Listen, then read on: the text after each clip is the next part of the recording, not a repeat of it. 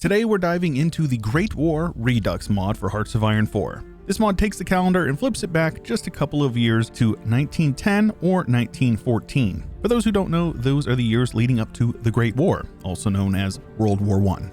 World War I lasted from 1914 to 1918. It started with the assassination of Arch Duke Franz Ferdinand of Austria-Hungary, and it sparked a massive global conflict. The war led to the fall of empires, and it redrew countless national boundaries. And perhaps most noteworthy of all, it set the stage for major political changes in the decades to come. This overhaul mod lets you experience that era firsthand. With revamped focus trees and gameplay, you can lead nations through the intricate politics, military strategies, and societal changes of the early 1900s. For today's video, we're going to be checking out the 1914 start date because we want that action. Of course, the major changes that you're going to see on the map is primarily over in this region. I guess you could call this the Balkans, as well as, Austria-Hungary, which is a thing. We have no Czechoslovakia. We have no Poland. The German Empire is looking pretty good. We'll see how that turns out.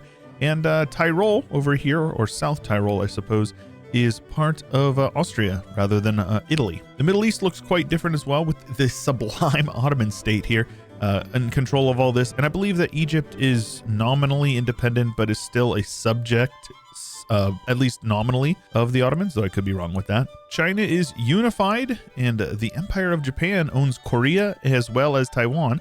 The first Sino-Japanese War has happened, and these were the possessions that were seized by the Japanese. Of course, the Russians are a monarchy, and the Grand Duchy of Finland is under their purview. It looks like Northern Epirus is an independent state. Never heard that part of history, but that's pretty cool. I like that. It's always a nice attention to detail. Oh, and Germany has plenty of colonies down here as the scramble for Africa has happened. The German Empire has a bit.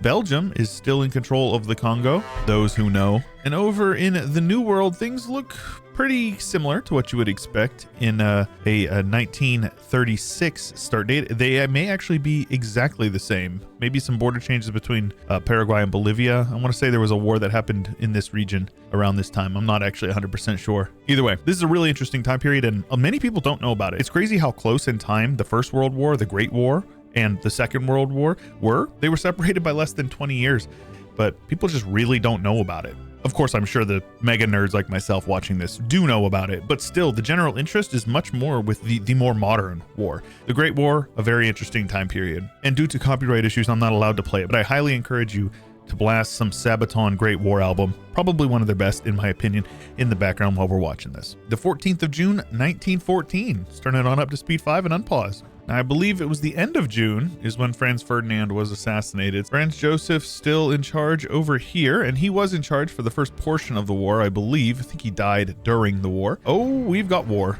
Okay, yeah, no, the war just kicked off like that. Okay, I must have just missed the event. So excluding minors, of course, we have Austria-Hungary and Germany against the Russian Empire, France, the United Kingdom, and it looks like the Entente powers have much more field and manpower. I imagine the numbers are going to go up very fast. Good old full frontal assaults across the whole front. You know what they say? To make an omelet, you gotta crack a few eggs, and Sir Douglas Haig made quite a few omelets, let me tell you, friends. So far, it looks like the Ruskies just absolutely bleeding it out, which, yeah, historically accurate. That's what happened in the First War as well. The history of the Great War is so interesting. Like, Russia got pushed back, and then they had, I think it was the Brusilov offensive, I think was it, and where they pushed in, they basically broke Austria-Hungary, pushed across the Carpathians, and then they got pushed all the way back, and then the October Revolution happened, and all of that was within, 2 or 3 years of each other. So it's just like this crazy amount of history condensed down into just a few years. Well, we've got the Schlieffen plan going off without a hitch, pushing into Belgium and Brussels,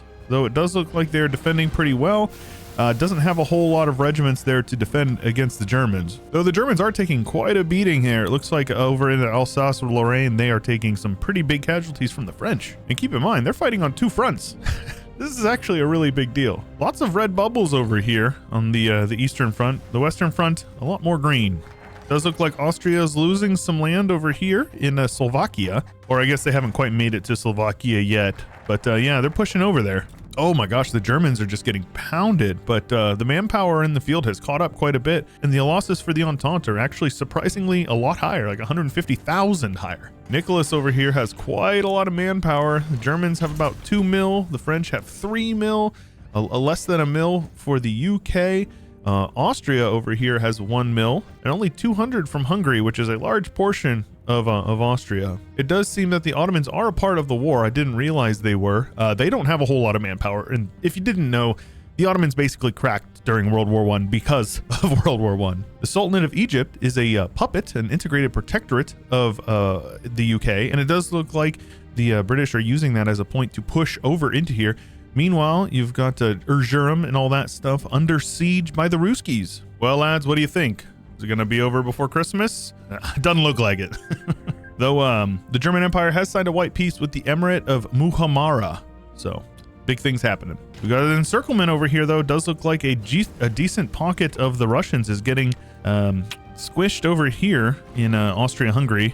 And yeah, we're up to 200 plus more losses for the Entente than the Central Powers. Logistically, the Russians are not looking good. 16,000 guns in the hole.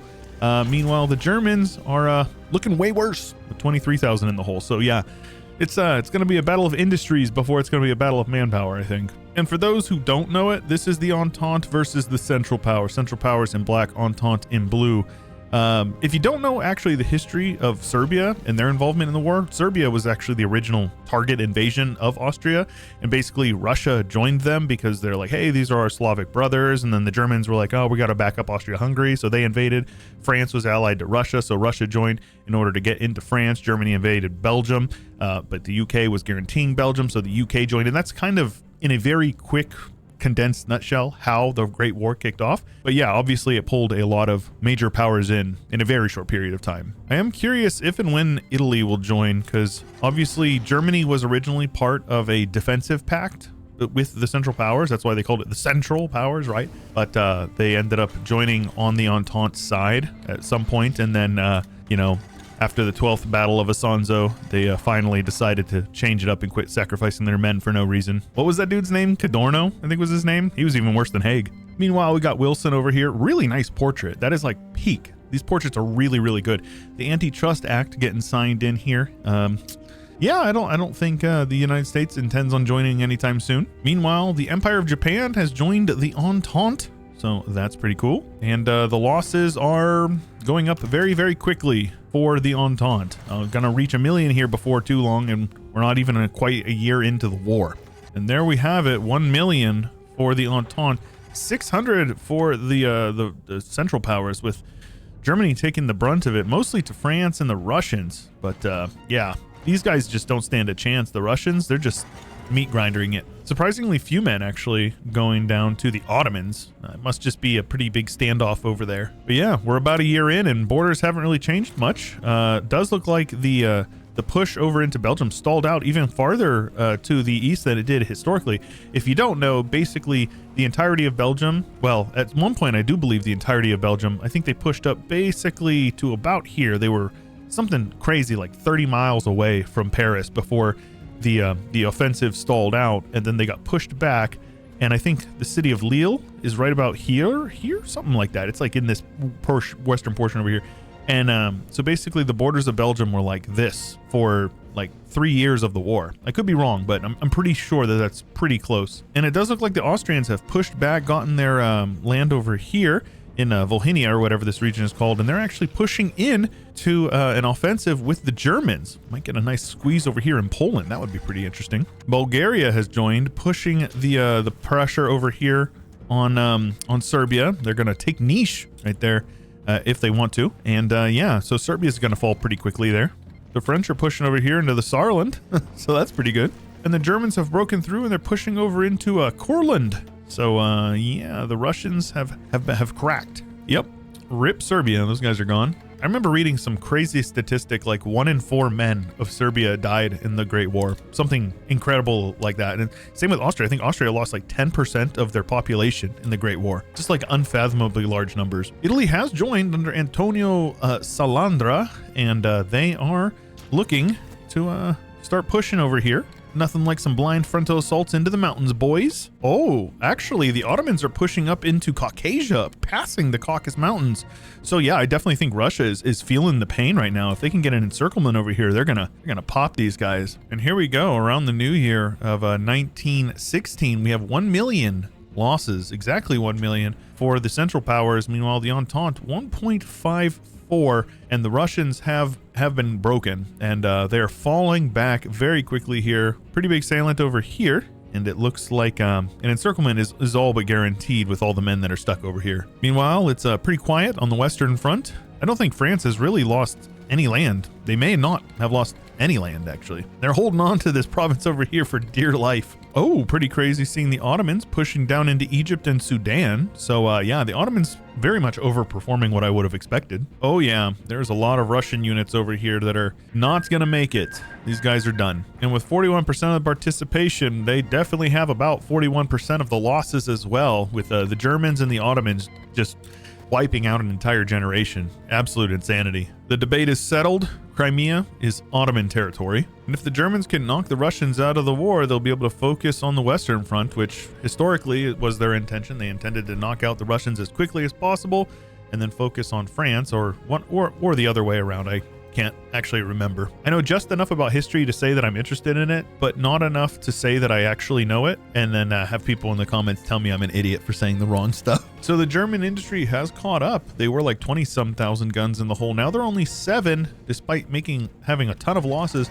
Meanwhile, the Russians, pretty even as well, though they are certainly losing a lot of territory. So I'm not sure if they just don't have enough men in the field or kind of what their major issue is. It does look like they've got like 1 man per tile, which is not going to be enough. We'll see how things work out with that. French industry is going strong, though they're pretty short on the big guns. And meanwhile, across the straits there, the UK's got enough guns. I don't know if they're actually sending a whole lot of men. It doesn't really look like it. I'm sure they have their reasons. And yeah, 2 years in, we've got 1 million Russians falling at the hands of the Germans and the Ottomans primarily, though Austria has, made their dent. Meanwhile, the German casualties are overwhelmingly the Russians, almost 3-1 for the French. And the UK actually inflicting quite a few casualties on their own. I don't think the borders have moved 1 tile over here in Italy and between Italy and Austria, and can't really be too surprised. This territory is absolutely garbage for offensives. Oh, hold on. What's going on over here? So, oh, right. Okay, we're having a Greek civil war. We've got the kingdom of Constantinos, and meanwhile over here we've got the Democrats having their revolution, I suppose, and they're pushing pretty hard into Bulgaria. It looks like Bulgaria is gonna fall. Oh, the poor Russians, man, they're just getting snaked over here. I don't know what's going on. The longer the front line is with the Russians and the Ottomans and the Germans, the worse it is for them, because I think it's pretty clear that their issue is not manpower, it's men in the field. And Bulgaria is getting encircled because Romania has decided to join the war. But yeah, Romania probably won't be around for too long either. Romania joined the Entente in the Great War, and I believe they were completely destroyed. And you're going to have that. Though it does look like Serbia's making a bit of a comeback, but it's too early to call it a comeback just yet. Oh, but the Germans have pushed a bit more over here into Belgium, and Brussels has fallen. And we'll see how things go with that. They do have some supply and all that up here, so pretty good defensive positions. But yeah, once the Russians get knocked out, which is only a matter of time, the Western Front will be wide open for them. Oh my. And apparently there's a civil war going on in China. We got Xinjiang, Kumul, the Qingmi Maklik, and the Maklik. So lots of interesting stuff going on over here with the Beiyang government.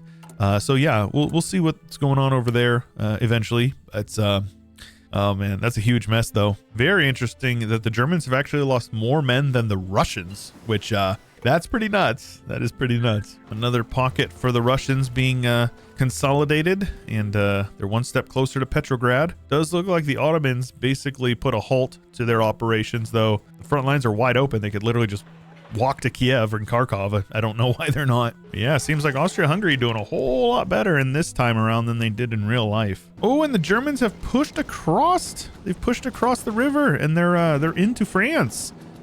Decent little salient there. Look at the cool tank unit models. Oh, I love that. The unit models are actually all unique as well. I think those are real German World War I uniforms. I know they did use a Stahlhelm, and obviously that's not a tank from World War II, so that's pretty cool. It does look like we've got a little bit of a texture issue going on, but hey, we'll take it. Oh, look at the blimps. The blimps, the attention to detail. Mwah. Great War Redux. You guys are absolute saints. Though it is a paradox game, it has to be historically accurate or else you get ripped apart. Oh, hello, hello, hello. So we've got some stuff going on right now. Finland has white peaced the German Empire. The Soviet Russia has popped out with Vladimir Lenin. We've got the Ukrainian People's Republic under this dude, whose name I cannot say. The Don Republic under Alexei Kaledin. Stability, historically accurate. Oh, right. We've got some Caucasian republics popping out as well. And they have all been pieced out, I believe. Yeah, all of them have been pieced out, so good on them. And the Russians are actually starting to white piece some of these republics as well, a bunch of them. So all of them, by the looks of it. Oh my gosh, this is so complicated. Like just seeing everything that's popping out and who's piecing out who and who's pushing where. They've also left the Entente, by the looks of it, but the US has joined the Entente. So the fielded manpower is definitely starting to go in favor of the Entente, even though their losses are almost a whole million more than the Central Powers. Oh, you hate to see it. All these guys are just going to get completely boned because they're all cut off from their supply. And it does look like these Ottoman guys are basically all going to get wiped out due to lack of supply. So, sucks to be them. Oh, Red Finland. Okay. We've got this dude with a mustache popping out over here in a Soviet Finland, apparently. Oh, right. I didn't even see the Kingdom of Poland pop out with the Regency Council. Okay. We've got a communist Crimea over here and more nations popping out. The Turkestan Soviet Republic, though I think these guys are all going to be puppets of the Soviets. They're seemingly giving up lots of land to be semi-autonomous. Lithuania, the United Baltic Duchy, Courland. So yeah, there's a lot going on here. Yeah, they pieced out a bunch of them, but then a lot of these people ended up declaring war on the Soviets anyways. So yeah, I think we're seeing like the Russian Civil War alongside the Great War. So a little chaotic. Oh, wait, hold on. Russia pieced out. They gave some land to the Germans. Okay. The Germans got all of these guys as puppets, protectorate state. So we've got, oh, wow. Okay. I know that this is kind of how it happened historically. Basically, they wanted to create a giant buffer zone and they wanted to have a bunch of puppeted lands. But this looks like it's all scripted. And meanwhile, the Russian Civil War is underway with the Cossacks and the Don Republic and all these guys fighting out. We've even got the Cossack host over here, and that leaves the remaining powers to be the Germans versus these guys over here and Italy. But you know, I don't think Italy's going to do much, and obviously Austria-Hungary and all these guys are going to be still in. Greece is holding out pretty good though. I don't know if we're going to see a Gallipoli this time around. So we're in October of 1917.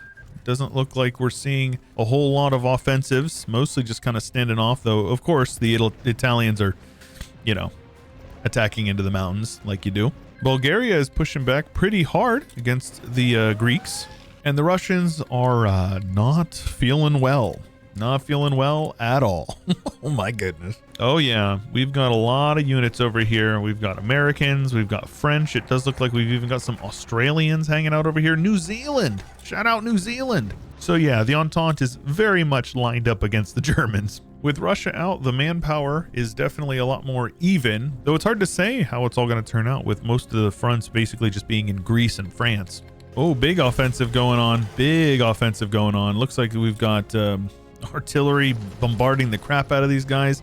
The Germans are pushing. If you don't know, historically there was a pretty big offensive. Can't remember what it was called. Something Operation Michael, I think. But yeah, the Germans are losing very handedly. The only place they're gaining land looks to be they're going to probably take Brugge. But if it gets reinforced, then they won't take that either. And the French are just, mowing them down. That's crazy. They're losing like 500 to 1,000 men every day. Crazy how many men the U.S. are throwing in there against the Germans as well. I think the U.S. only lost like 100,000 men. And it lost 100,000 men. Compared to the other powers, that was very low. And they, you know, these guys over here, they're trying. They're doing something. They're actually going to be pushing. Oh, they gave up.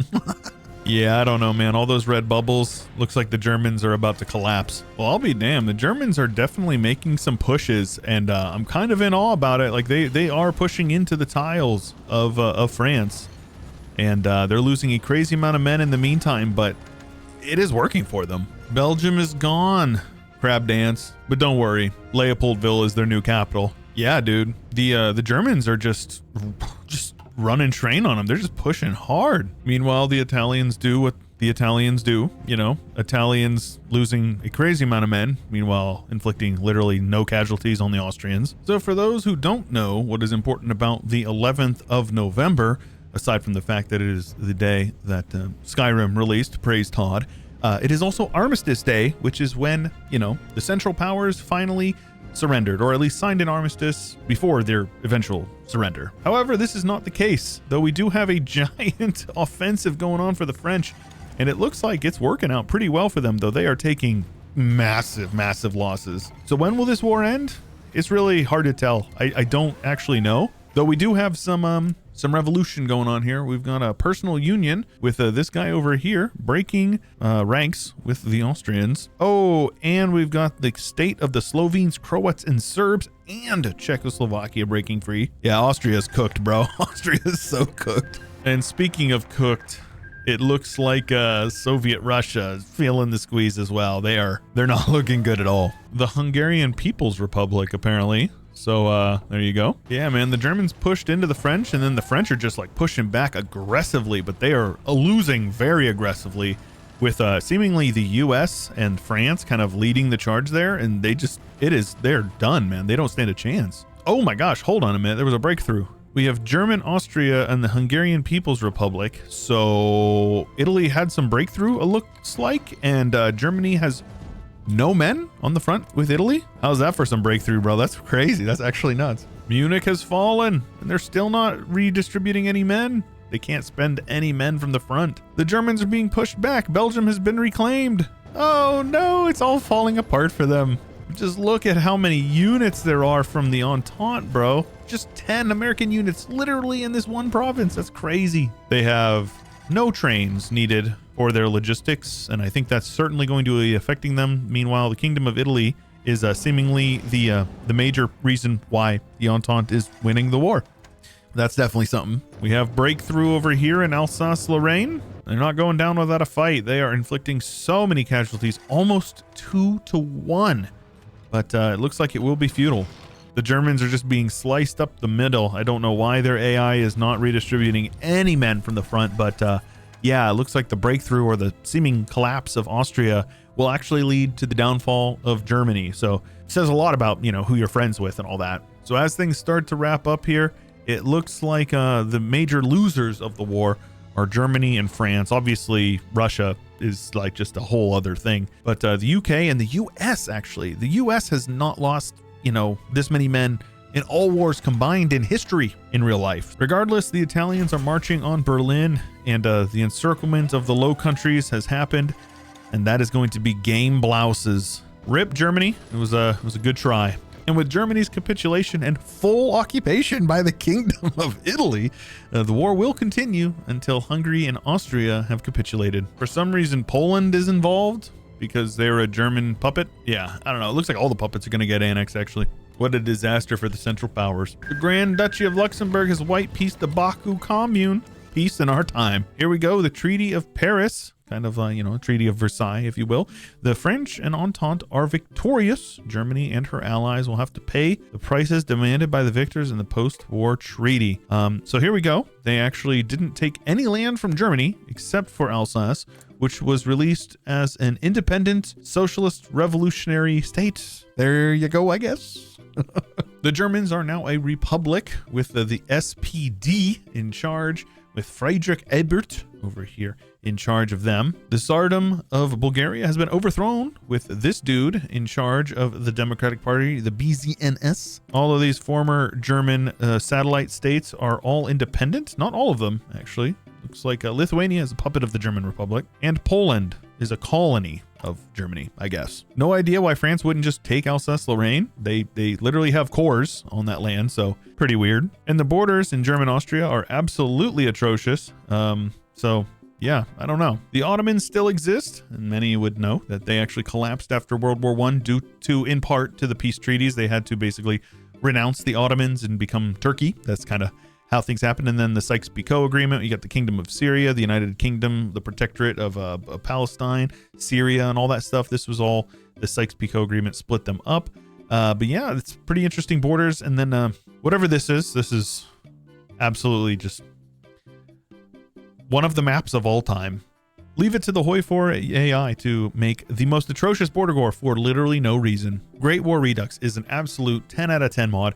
If you have a mod that you'd like to see showcased on the channel, make sure you leave it in the comments down below. If you enjoyed the video, make sure you leave a like. And if you made it all the way to the end, I appreciate you. I'll see you next time.